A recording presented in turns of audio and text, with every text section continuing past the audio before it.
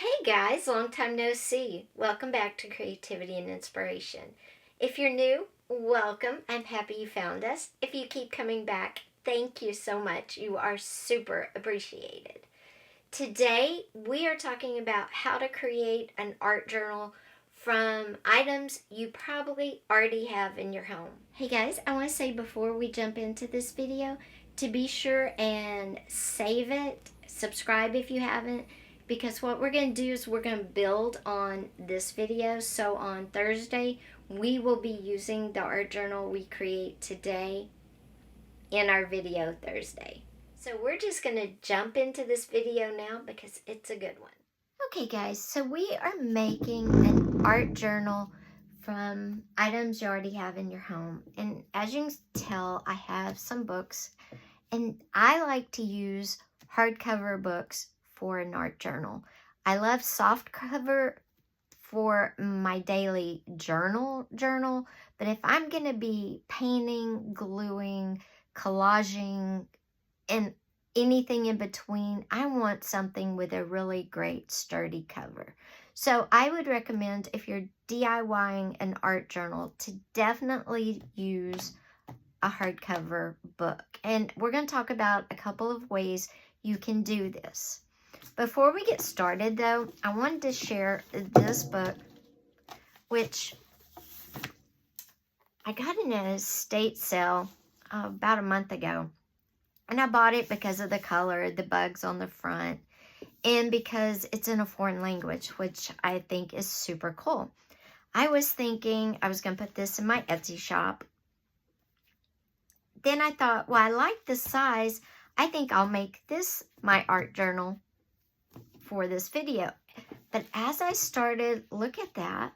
Look at the beauty of it. As I started going through this book, I realized I can't tear pages out of this book. I don't want to gesso over writing in this book. Look at these wonderful illustrations. I mean, this book is beautiful. It has tons of color illustrations, and it has tons of black and white illustrations. And I just cannot tear this book up. I have no idea what it says, but the illustrating in this book is absolutely beautiful. And I was able to figure out that the illustrator is a Czech illustrator who passed away in 1967. And the way I was able to figure that out is I used a keyboard translator and translated the name. He was an illustrator and an author, and I found this book. It's in Russian. He was a Czech illustrator, author during World War II. So, but I mean, I just couldn't tear it up because of the beautiful illustrations. So I'm going to keep it and use it as art inspiration for lines, for color, for texture. It's great for all of that. And I just wanted to share that when you're looking for books to create art journals or planners, whatever with, or maybe you're looking at a book to tear up and use the pages, really look at the book, because it may be better to keep it in its whole form and use it as inspiration. Okay, so the books I have here, I got a whole set of these Fix It Yourself home electronics books off of eBay for ridiculously cheap. And what I thought I would do with them is make journals. So I pulled that one out. I also pulled out this. This was an art book that we read in one of my art book clubs. I didn't like it. I won't read it again. I thought I might use it, but I've decided to go with this one because I like the size. For art journaling, I love size because I want space. Now, I do want to say, at one point a few months ago, I did a video about using a sketchbook as an art journal. And that is a great way. I would still recommend that way over any other way, because the paper, you can pick, you know, do you want a paper for mixed media? Do you want paper for paint? Whatever you want paper for, you can get a sketchbook for that. And then you can always write on the pages as well. But I know some people, when they get a sketchbook, they feel that's a more formal book, and so they only want to do perfect drawings. Maybe they don't want to write in it, so they'd rather do a DIY art journal, and that's what we're going to talk about today. So I have these books. They're the home electronics books. They're from the 70s, and they're pretty funny because they're very outdated. So great, let's make a DIY art journal. What I like, again, is the size. The size is perfect. I went through, this book had 144 pages, so I went through, I counted out 10 pages, and then I ripped out 2. I counted out 10 pages, ripped out 2. Then it was still pretty thick, so what I did was I flipped 8 and ripped out 2 more. So in a total, I ripped out 4 pages every so often, and it's still a lot of pages, so I might end up before the end going back and ripping out more if it gets too bulky. Now what I've decided is because this is not going to be anything formal, this is just going to be for me, and I have plenty of sketchbooks for formal drawing, I'm just going to use this as an art journal. So I'm going to use the pages that are in here. What you can do is, if you want to DIY your own art journal, but you still want the quality in the paper, you can do that 2 ways. You can remove all the pages and just keep your cover. Get whatever paper you want to have in your art journal, fold it, put it on a hidden spine and connect it in, or just fold your pages and sew them right into your book. It's really not that hard to sew signatures into a hardcover book. You just need a good tool to poke the first holes. So you could do it that way. You could take out all the book's pages, put in whatever type of art paper you want, and sew them in like you do every other journal. Or you can use the pages in the book, just remove some so it doesn't get too bulky. And what I did was I put gesso down on the first few pages. Okay guys, if you don't have gesso for your pages, don't sweat it. If you have white paint, it works just as well. And I will say, this big thing of gesso, I use gesso a whole lot. This big thing has almost lasted me a whole year. I got it November of last year. I have about a quarter left, so I just ordered another one. It's $14, but if it's gonna last a year almost, it's definitely worth it.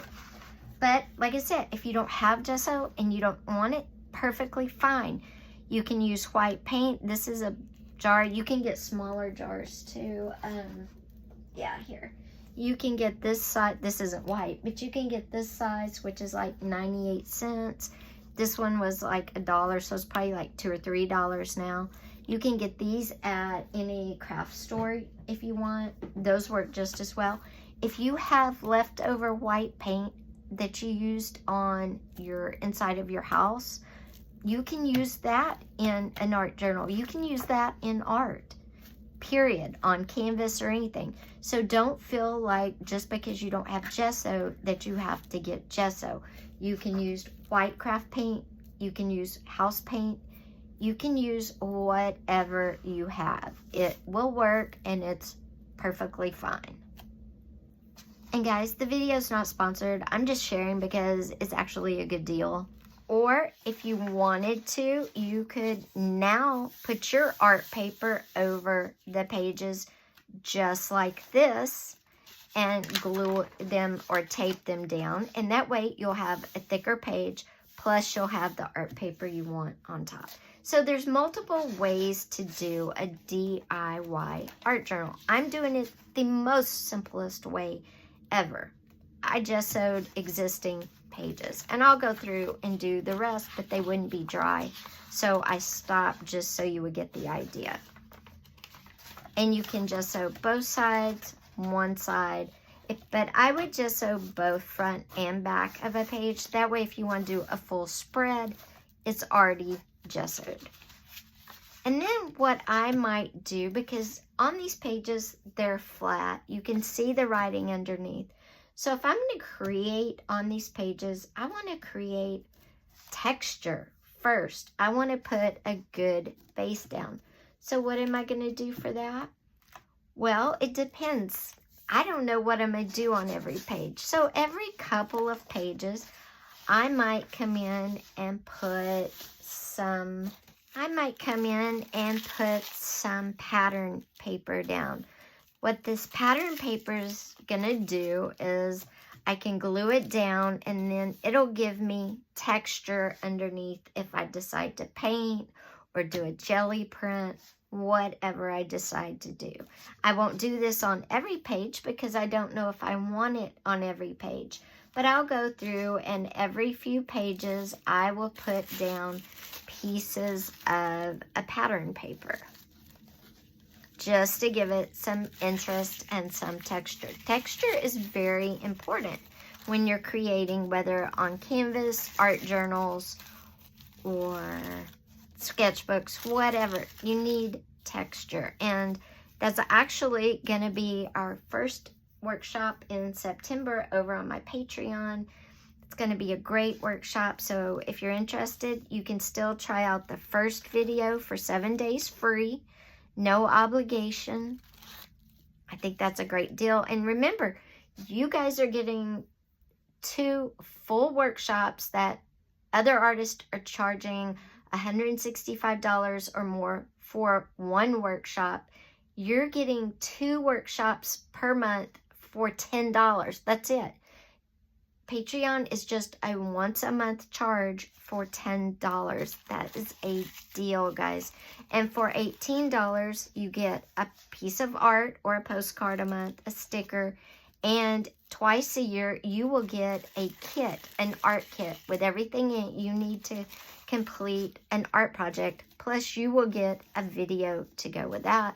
There's monthly freebies, all sorts of stuff. So anyway, the texture workshop is the first workshop for September. The second workshop will be out at the end of September. So I would glue this down right here, or I might put it sideways, whatever. And then when I come back and do whatever art I might do on this page, the pattern paper being down just adds a layer of texture and interest. Guys, if you are gonna add texture and you wanna use something like pattern paper, but you don't have pattern paper, if you have tissue paper, any kind of tissue paper, white tissue paper, blue, red, whatever, if you have some tissue paper, it'll do the exact same thing. And it's, you know, what you have, use it for sure. So how would I use this? What would I do with it? And I think on this page, I would just do a simple sketch. So what would I sketch? Well, I'm actually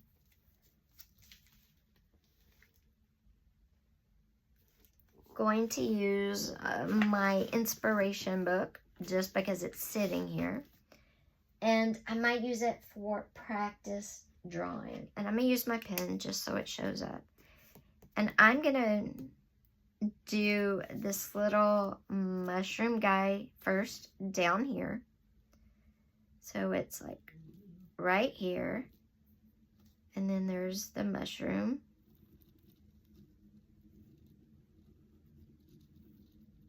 And then on top of the mushroom is a little butterfly dude. And he's got a little nose, his little head, and he's got his body, and then he's got the rest of his body. his little legs here. Got a little leg here that's kind of bent. And I got to do his wings here.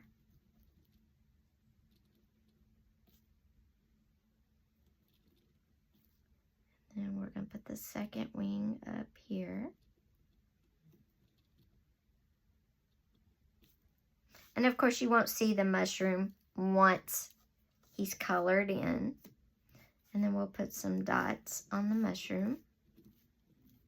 Okay. And there we go. There's our mushroom, our butterfly. Oh, let's put his antenna. And boom. And that is one way I could do it. I could do ink drawings in here. I could come in with markers or paint and color it in. It's totally whatever I want to do. Let's do this flower up here.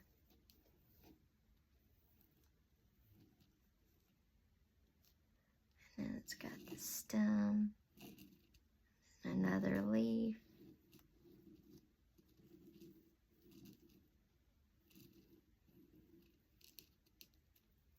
And then we've got the flower.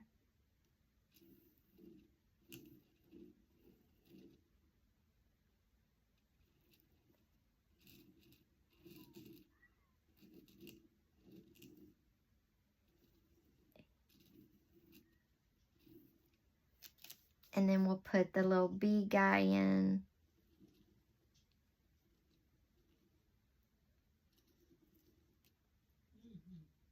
And we've got a little wing over here and a wing over here. And he's got a simple face. And there we go. So that's an example of how you can use your DIY art journal.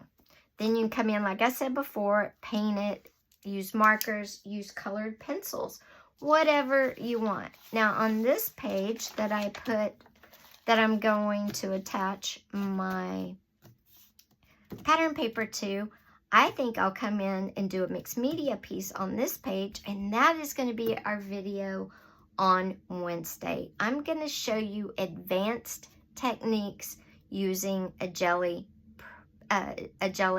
plate.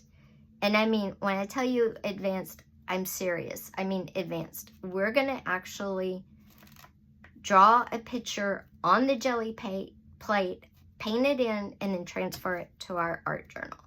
But also I'll do my mixed media jelly plate here, and on this page I will do, my art jelly plate. So come back on Thursday for jelly plate advanced techniques. So guys, then you would go through here, and if you wanted to cover up these pages with other types of paper, you could. If you wanted different size papers, you could always rip a sheet and skip a couple. You could always rip a sheet in half and leave it kind of messy. Again, the rough edge would create texture, so you could come in and just kind of rip all of the edges.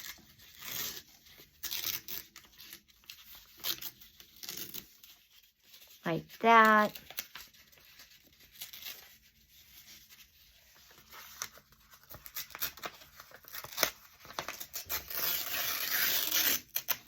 Like that. You could fold a page. You could add in one of the pages you tore out to a page and make a flip out. Say you wanted to make an extra long drawing, you could attach a page there and then have it flip out. You could attach it on the end, fold it farther down like that. And then you could have art here, open it up, and have an extra long art image across here. So making your own DIY art journal is fun, and you can get super creative with how you make your pages and what you do in it. Today we just did something really simple. I talked about gessoing pages and just doing simple drawings. And then if you want to leave them ink pen ink drawings, you can, again, go back and color them, whatever you want to do. So on Thursday, while we won't be talking about the art journal, we will be talking about some techniques that you can use in your art journal, mainly advanced jelly plate printing techniques. So definitely come back for that one. And I'll have all my pages gessoed. I will have my pattern paper glued down for you guys. So guys, I hope you enjoyed this video. If you did, be sure and give it a thumbs up. Also, if you haven't yet, hit that subscribe button with that little bell.